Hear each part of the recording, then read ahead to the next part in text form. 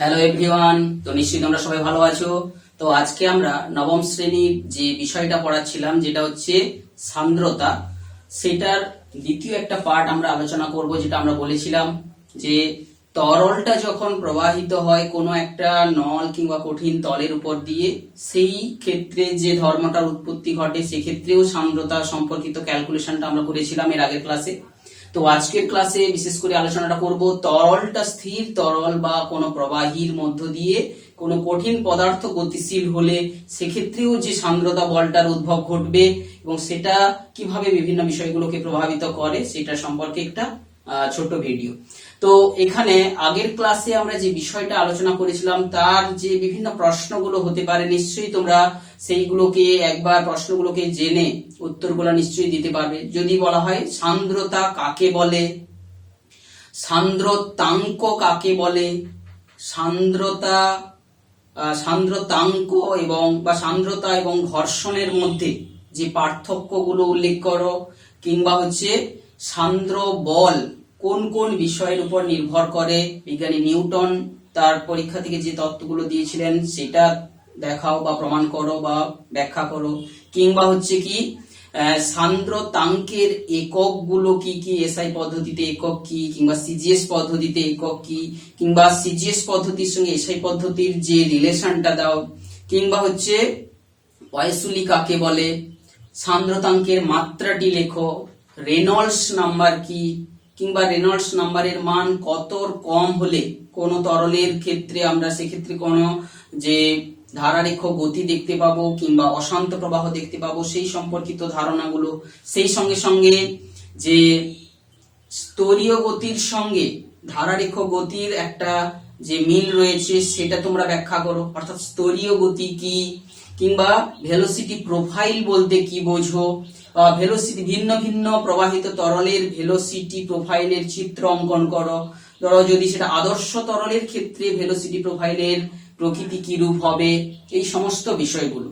তো সেক্ষেত্রে একটা বিষয় যেটা আমরা উল্লেখ করতে ভুলে গেছি, যেটা কি না ঘনত্ব এবং সান্দ্রতাঙ্ক বিষয়টা। যে আমরা বিশেষ করে অবজার্ভ করি যে জলকে যখন কোনো মেঝের উপর দিয়ে ঢেলে দিলাম সে অনেক দূর গড়িয়ে গেল। তারপরে যদি আমরা কোনো আঠালো বস্তু, ধরো কোনো ভাতের ফ্যান যদি আমরা কোনো মেঝেতে ঢেলে দিই, তুলনামূলকভাবে আমরা দেখবো যেটা কম পরিমাণ দূরত্ব সে অতিক্রম করছে। তো এক্ষেত্রে আমাদের যদি মনে হতে পারে যে ঘনত্ব বেশি হলেই সাধারণত যে সান্দ্রতা বলটা বেশি হয়ে থাকে, অর্থাৎ ঘনত্বের সঙ্গে সান্দ্রতার একটা সম্পর্ক আমরা পেতে পারি। তবে এটা কিন্তু সেই রকম আলোকীয় মাধ্যম বা আলোকীয় যে ঘনমাধ্যমের সঙ্গে ঘনত্বের যেমন কোনো সম্পর্ক ছিল না, এক্ষেত্রেও আমরা জানবো যে এমনি ঘনত্বের সঙ্গে সান্দ্রতাঙ্কের কোনো সেই রকম ডাইরেক্ট যে রিলেশন আমরা পাবো না, যে সরাসরি বলতে পারি তার উপর নির্ভর বাড়লে বাড়বে কমলে কমবে। কারণ কি, যেমন দেখো আমরা তরল হিসাবে যদি জলের যে সান্দ্রতাঙ্ক বিষয়টা আমরা জানি, যেটার মান 1 হতে পারে, কখনো টেম্পারেচার 100 তে পৌঁছালে 1 থেকে শুরু করে যেটা মিলি 65 এককে দেওয়া ছিল, আর 100 ডিগ্রিতে আমরা পেয়েছিলাম 0.3 পৌঁছে গেছিল। আবার গ্যাসের ক্ষেত্রে অর্থাৎ আবার পারদের ক্ষেত্রে আমরা এখানে দেখব তার যে জলের যে ঘনত্ব জানি 1 গ্রাম পার সেমি কিউব, পারদের ঘনত্ব আবার জানি যে 13.6 গ্রাম পার সেমি কিউব। তো এক্ষেত্রে আমরা যদি পারদের যে সান্দ্রতা বিষয়টা জানি যে ও কিন্তু খুব কম, জলের থেকেও খুবই কম। তো এর মানটা এই মুহূর্তে আমার মনে নেই, তোমরা নিশ্চয়ই তথ্য জোগাড় করবে। তো এক্ষেত্রে আমরা জলের ঘনত্বের সঙ্গে পারদের ঘনত্ব অর্থাৎ বেশি হলেই যে সান্দ্রতা বেশি হচ্ছে সেরকম ব্যাপারটা না, এখানে কিন্তু অনেক কম সান্দ্রতাঙ্ক, যেটা মানটা এক্ষেত্রে এর থেকেও কম। তো এই একটা যে রিলেশন বা এক্সাম্পল দিয়ে তোমরা বলতে পারো যে ঘনত্ব বাড়লেই যে সান্দ্রতা বাড়বে এরকম বিষয়টা সেরকম কোনো নেই। তো এই ছিল আগের ক্লাসের ভিন্ন ভিন্ন প্রশ্নগুলো, তোমরা তার উত্তর যদি খুঁজতে পারো, না হলে ভিডিওটাকে আরেকবার দেখে নেবে কিংবা বইটাকে ভালো করে পড়বে। তো এর পরের আজকের মূল বিষয়টা যেটা আমরা আলোচনা করব সেটা হচ্ছে কি, যে কোনো কঠিন বস্তু হচ্ছে তরলের মধ্য দিয়ে গতিশীল হচ্ছে, সেক্ষেত্রে যে সান্দ্র বলটার উৎপত্তি ঘটবে সেটা সম্পর্কে। তো এক্ষেত্রে আমরা কোনো কঠিন বস্তু যেটা গতিশীল হয় সেটার ক্ষেত্রে আমরা বিজ্ঞানী স্টোকস স্টোকস তিনি যে সূত্র একটা দিয়েছিলেন, কোন কঠিন বস্তু যখন কোন তরল মাধ্যম বা গ্যাসীয় মাধ্যমের মধ্য দিয়ে যে অতিক্রম করছে, সে পথ অতিক্রম করছে, ধরো মনে করি এই বস্তুটা হচ্ছে গোলাকার বস্তু, গোলাকার, যার হচ্ছে এই হচ্ছে তার ব্যাসার্ধ। তো এই যে গোলাকার বস্তুর ব্যাসার্ধ যদি দেওয়া থাকে এবং গোলাকার বস্তুটির যে ঘনত্ব যদি বলে দিই, এটাও মনে করছি রো। আর যে মিডিয়ামটার মধ্যে দিয়ে ওই বস্তুটা পড়ছে, এই মিডিয়ামটা অর্থাৎ মাধ্যমটার মধ্য দিয়ে যদি মাধ্যমের ঘনত্ব যদি বলি, মাধ্যমের ঘনত্ব মনে করো আলাদা একটা যে আলাদা মান, এটা হচ্ছে রো। তো এই যে বস্তুটা এখন এই তরলের মধ্য দিয়ে যখন পড়ে, কোন একটা মাধ্যম, এটা তরল হতে পারে, গ্যাস হতে পারে, তো এই বস্তুটার উপর কি কি গতিকে পর্যালোচনা করতে গেলে আমরা জানি যে নিউটনের গতিসূত্র অ্যাপ্লাই করতে গেলে তারপর সার্বিক বল এবং কত, এবং তার সঙ্গে F সমান m ইন্টু a, এই সমীকরণ লিখবো। তো এই ক্ষেত্রে বস্তুটা যখন কোনো তরলের মধ্য দিয়ে পড়ছে, এর উপর কি কি বলগুলো কাজ করছে একবার আমরা দেখে নিই।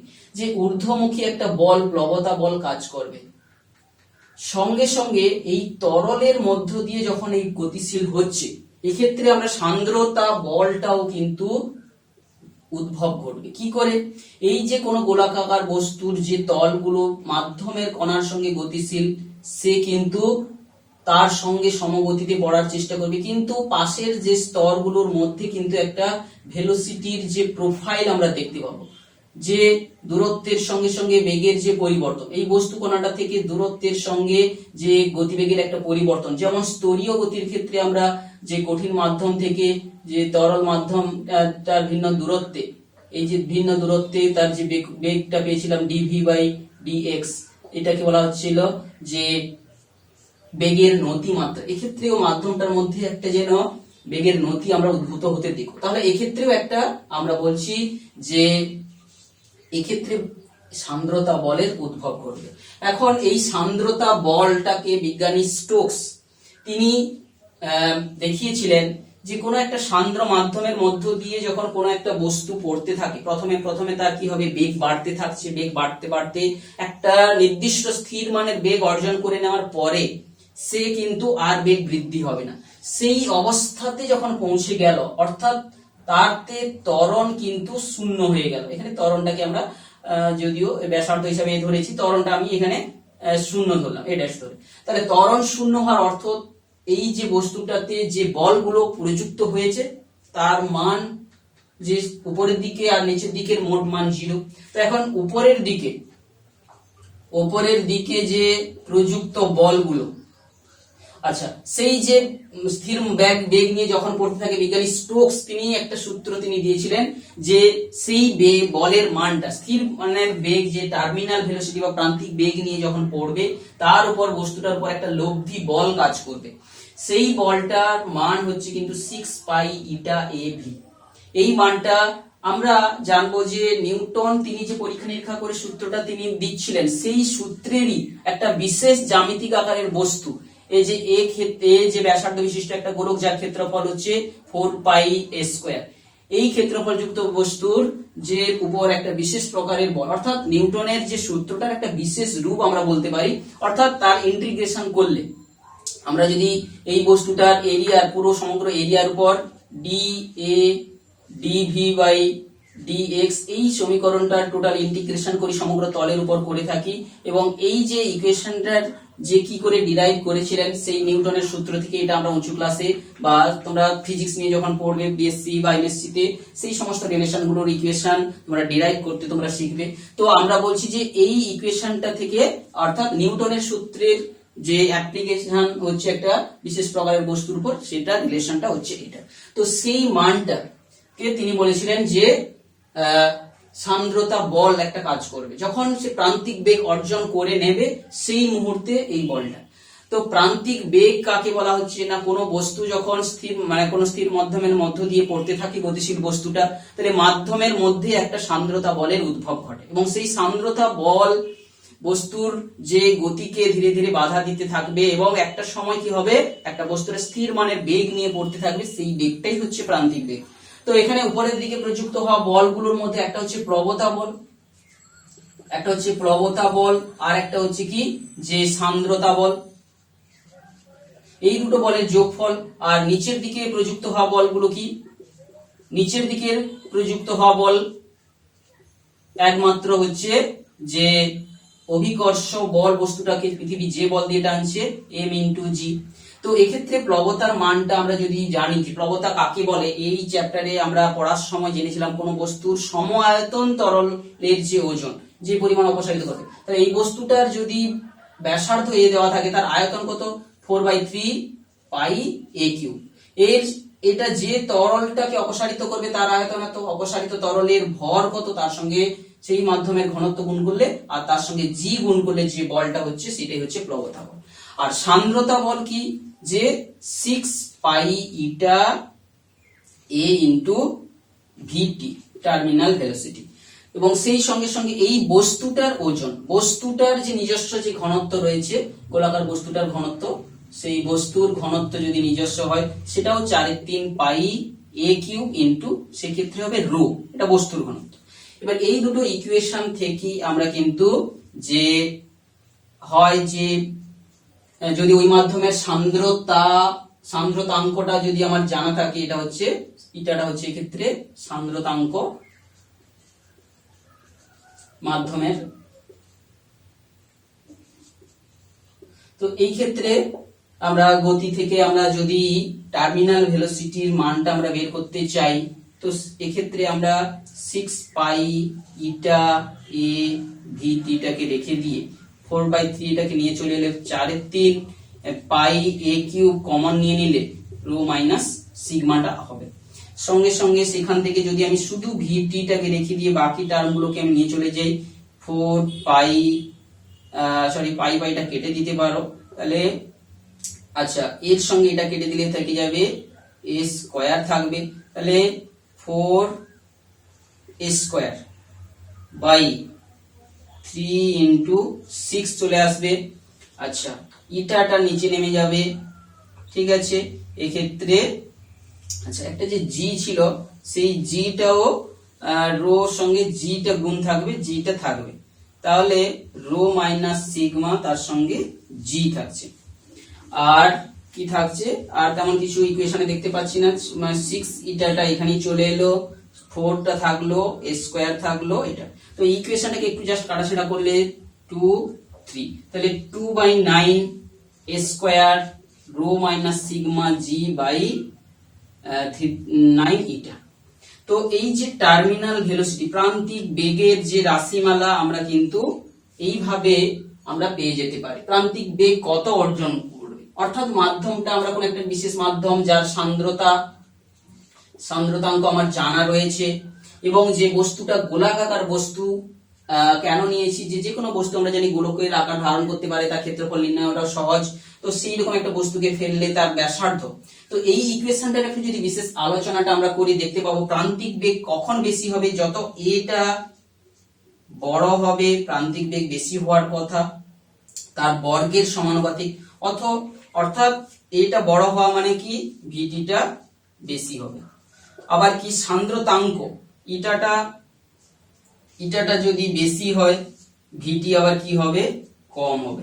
তো এই বিশেষ বস্তুগুলো, আবার বস্তুটার নিজস্ব ঘনত্ব যদি মাধ্যমের ঘনত্ব থেকে বেশি হয়, এই ডিফারেন্সটা অনেক বেশি হবে, তো সেক্ষেত্রেও কিন্তু প্রান্তিক বেগ অর্জন করবে। তো এক্ষেত্রে আমরা বস্তুটা যখন প্রান্তিক বেগ অর্জন করে নিয়েছে তখন আমরা তার উপর অবজারভেশন করলাম। তো এক্ষেত্রে আমাকে বস্তুর যে রাখা যে তরল মাধ্যমটা কিন্তু অনেক বড় লম্বা একটা কলাম নিতে হবে, কারণ বস্তুটা যতক্ষণ না প্রান্তিক বেগ অর্জন করছে, স্থির মানের বেগ নিয়ে অর্জন করছে, তো সেটা ততক্ষণ পর্যন্ত আমাদেরকে ওয়েট করতে হবে। তারপরে কিন্তু আমরা এই যে সমীকরণটাকে ব্যবহার করে তার বিভিন্ন ভিন্ন প্রশ্নগুলোর উত্তর আমরা দিতে পারবো।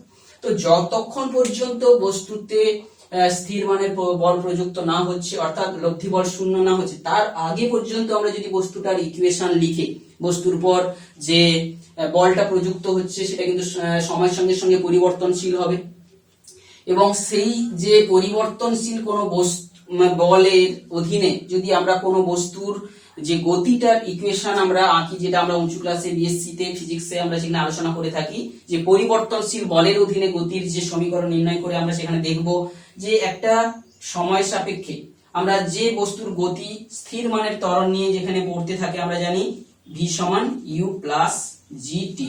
তো এক্ষেত্রে আমরা জানি যদি বস্তুটা যদি অসীম দূরত্ব থেকে বা অনেক উঁচু থেকে পড়ে, অনেকক্ষণ ধরে পড়ে, তাহলে বেগ কিন্তু বেড়ে যাওয়ার কথা।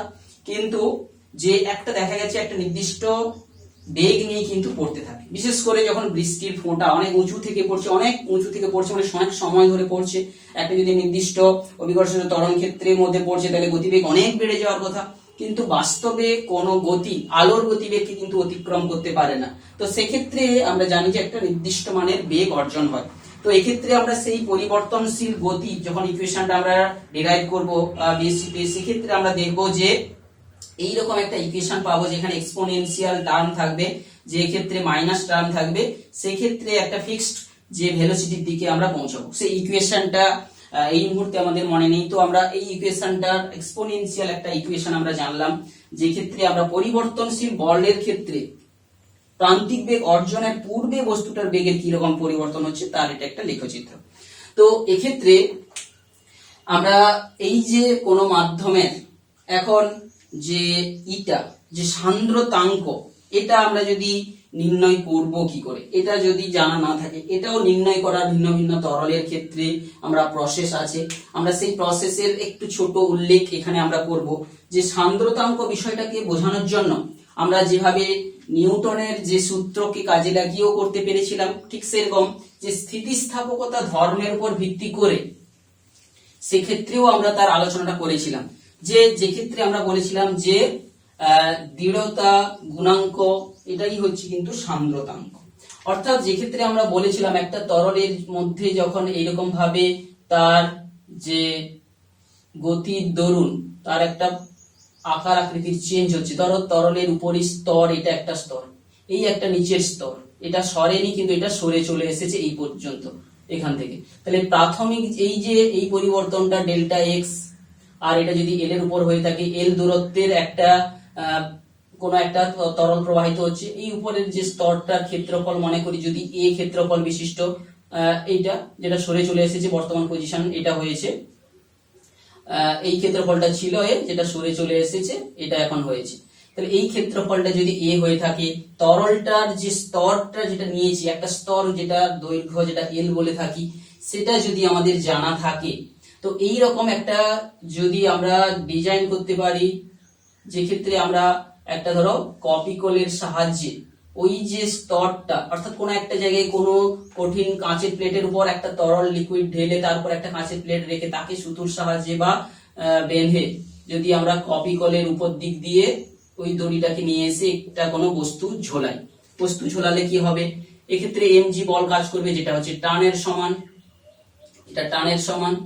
তো এই যে টানটা যেটা সৃষ্টি হচ্ছে এবং এই যে স্তরটা একটা যদি নির্দিষ্ট গতি স্থির যে কনস্ট্যান্ট ভেলোসিটি নিয়ে যাচ্ছে, এইরকম সিচুয়েশনে এই সমস্ত ভরগুলো ঝুলিয়ে দিয়ে যে তাদের মানগুলো থেকে আমরা কিন্তু কিভাবে করতে পারি, যে আমরা বলেছিলাম যে এখানে যে স্পর্শকীয় বলটা যেটা প্রযুক্ত হচ্ছে এই টিটা, এটাই হচ্ছে স্পর্শকীয় বল, যেটাকে আমরা টি বলতে পারি। এই একক ক্ষেত্রফলের উপর যে বলটা প্রযুক্ত হচ্ছে, এই এরিয়াটা যদি আমাদের জানা থাকে, তাহলে এই যে পীড়নটা যে বিকৃতি ঘটছে যে শেয়ারিং স্ট্রেস, তাহলে যেটা আমি বলতে পারি dx/l। এক্ষেত্রে কিন্তু পীড়নের যে রেট, অর্থাৎ যে এইটা কি পীড়নের যে ডেল্টা পীড়নের রেটের সমানুপাতিক, অর্থাৎ ডেল্টা x/ডেল্টা t ইন্টু 1/l। সেক্ষেত্রে আমরা পেয়েছিলাম কি যে ft/a সমান ইটা, এই যে ধ্রুবকটা, এবং এক্ষেত্রে v/l, এই রিলেশনটাকে আমরা কাজে লাগাবো। তো এক্ষেত্রে এই যে স্থির মানের বেগটা আমরা যদি দেখি যে একটা স্থির মানের বেগ নিয়ে পড়ছে, এবং এই সমস্ত এই যে থিকনেসের দৈর্ঘ্য যদি এল থাকে, এবং এই যে কাঁচের প্লেট একটা রেখে ধরো এই ডিজাইন করেছি তার ক্ষেত্রফল যদি জানা থাকে, তো সেক্ষেত্রে ইটা সমান সরাসরি পেয়ে যাব এই যে কত ভরের বস্তু লাগিয়েছি সেইটাই টান যেখানে সৃষ্টি করছি এখানে গতি সৃষ্টির জন্য, সেই টানের মানটা আমরা পেয়ে যাব এফটি সমান এমজি পেয়ে যাব। তাহলে এমজি তার সঙ্গে এল, এই যে থিকনেসটার যে তরলের থিকনেসটা নেওয়া হয়েছে, তার থিকনেস পেয়ে গেলাম। সেই সঙ্গে সঙ্গে এই গতিবেগটাও জানা থাকলো, গতিবেগ জানা থাকলো আর ক্ষেত্রফল জানা। এই ইকুয়েশন গুলো থেকে আমরা মানগুলো থেকে কিন্তু যে সহজে কোনো তরল যেটাকে রেখে আমরা প্র্যাকটিক্যালি তার যে যে সান্দ্রতাঙ্কটা আমরা কিন্তু নির্ণয় করতে পারি। তো এইভাবে আমরা কিন্তু সান্দ্রতা সম্পর্কিত আমাদের নবম শ্রেণীতে যে বিষয়গুলো রয়েছে সেই সঙ্গে সঙ্গে আমরা উঁচু ক্লাসে কি কি বিষয়গুলো পড়বো, কতটা ডিটেলস সেখানে পড়বো, তার একটা কংক্রিট ধারণা আমরা তোমাদের সামনে তুলে ধরছি। সেই সঙ্গে যখন একটা তরলের প্রবাহ ঘটে, যে কৈশিক নলের কথা আমরা পড়েছি, যে কেসের মতো সরু ছিদ্র বিশিষ্ট নলের মধ্য দিয়ে যখন তরলের প্রবাহ ঘটবে এবং সেই তরলটা যদি ধারারেখ প্রবাহ হয়, সেই রকম প্রবাহের ক্ষেত্রে যে কত আয়তনের তরল যে প্রবাহের হার আমরা নির্ণয় করে থাকি, কত তরলের প্রবাহের হার আমরা নির্ণয় করে থাকি, সেটা বিজ্ঞানী পয়সুলি ইকুয়েশন, যেটাকে আমরা এখানে লিখে রেখেছি যে পাই পি আর টু দি পাওয়ার 4। এই কৈশিক নলের যে ব্যাসার্ধ যদি আর হয়ে থাকে আর 8 ইটা এন। তো এই যে আরো এক প্রকারের ইকুয়েশনকে কাজে লাগিয়েও তরল কতটা প্রবাহিত হচ্ছে তার ধারণাকে কাজে লাগিয়ে এই থিওরি থেকেও আমরা সান্দ্রতাঙ্কের মানটা আমরা নির্ণয় করতে পারি, যেটা কিন্তু আমরা বিএসসি ফিজিক্সে যখন আমরা পড়বো, সেক্ষেত্রে গ্রাজুয়েশনে আমরা এটা জানবো, সেক্ষেত্রেও এটা নির্ণয় করার আরেকটা প্রসেস। তো তরলের প্রবাহের যে ধারণাটাকে কাজে লাগিয়ে কত আয়তনের তরল প্রবাহিত হচ্ছে, তো এই যে পয়সুলি ইকুয়েশন যাকে বলা হচ্ছে পয়সুলি সমীকরণ, এই পয়সুলি সমীকরণটা কিন্তু নির্ণয় করার ক্ষেত্রে আমাদেরকে ধারারেখ প্রবাহ হতে হবে, সেটা অবশ্যই। এবং এই ধারারেখ প্রবাহ হচ্ছে এখানে যে অ্যাসাম্পশন গুলো আমরা করে থাকি, এই অ্যাসাম্পশন গুলোর মধ্যে এক নম্বর হচ্ছে এটা হচ্ছে অসান্দ্র তরল, আর হচ্ছে অর্থাৎ কি যার হচ্ছে অসান্দ্র তরলের প্রবাহটাকে আমরা ধরে নিয়ে, অর্থাৎ ধারারেখ প্রবাহ হচ্ছে এটা ধরে নিয়ে আমরা করছি। তো এক্ষেত্রে আমরা যে আরেকটা ইকুয়েশন ডিরাইভ করে থাকি বিএসসি ফিজিক্সে, যেটা হচ্ছে ভরের প্রবাহ। যে কোনো একটা নলের কোনো একটা প্রস্থচ্ছেদের মধ্য দিয়ে যে পরিমাণ ভর এখানে প্রবেশ করছে, ঠিক অপর প্রান্ত দিয়ে সেই পরিমাণ ভর, অর্থাৎ ভর প্রবাহের যে উপপাদ্য আমরা বলতে পারি, সেটাকেই আমরা বলে থাকি ধারাবাহিকতার সমীকরণ। ভর প্রবাহের উপপাদ্যকে কাজে লাগিয়ে আমরা করে থাকি ধারাবাহিকতার, যেটা আমরা কিন্তু আলোচনা করব এর পরবর্তীতে যখন আমরা যে পয়সলি ইকুয়েশন বা বার্নৌলির নীতি আমরা পড়ব। অর্থাৎ যে ভর প্রবাহ কোন একটা তরলের কোনো প্রস্থচ্ছেদ, মনে করি A1 প্রস্থচ্ছেদ, এবং এখানে তরলের যে গতিবেগ V1 আর এই পৃষ্ঠ দিয়ে যে তরলটা বেরিয়ে যাচ্ছে তার গতিবেগ V2 এবং এখানকার প্রস্থচ্ছেদ যদি A2 হয়ে থাকে, তো এক্ষেত্রে আমরা বলবো এই প্রস্থচ্ছেদ এবং গতিবেগের মান হয় থাকে ধ্রুবক। এটাও একটা ধারাবাহিকতার সমীকরণ বলে আমরা জানি। এটাকেও কাজে লাগিয়ে আমরা এইগুলো নির্ণয় করব যখন যে হাইড্রোডিনামিক্স বা প্রবাহিত তরলের ভিন্ন ভিন্ন ধর্মগুলো আরো সূক্ষ্ম কনসেপ্টের উপর ভিত্তি করে আমরা এই সমস্ত তথ্যগুলো আলোচনাটা করব উঁচু ক্লাসে।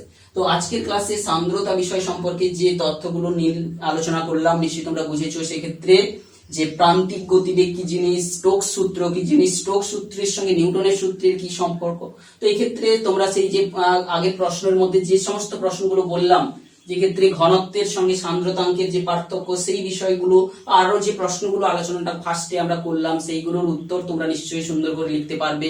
তো তোমাদের একটা কথা বলে রাখি, যখনই কোনো ব্যাখ্যামূলক প্রশ্ন বা পড়বে তোমাদেরকে, সেটা যে অধ্যায়ের অংশ তোমাদের জানা হয়েছে সেই প্রথম এক লাইনের মধ্যে কিন্তু সেই বিজ্ঞানসম্মত যে লাইনটা তোমাদের কিন্তু লিখতে হবে, যে এই বিজ্ঞানের মূল এই যে ধারণার উপরে এইটা কিন্তু ব্যাখ্যা করা যায়, বা এটা সেই ঘটনার একটা যে বহিঃপ্রকাশ, এই সমস্ত দিয়ে কিন্তু তোমাদের কিন্তু লিখতে হবে। লিখলে কিন্তু খুব কম সংক্ষিপ্ত অংশের মধ্যে লিখে পুরো বিষয়টা বোঝাতে পারবে। তো এই হচ্ছে আজকের ভিডিও। নিশ্চয়ই তোমরা ভালো করে দেখে বিষয়টা বুঝবে এবং সঙ্গে সঙ্গে বইটাকেও ভালো করে পড়বে।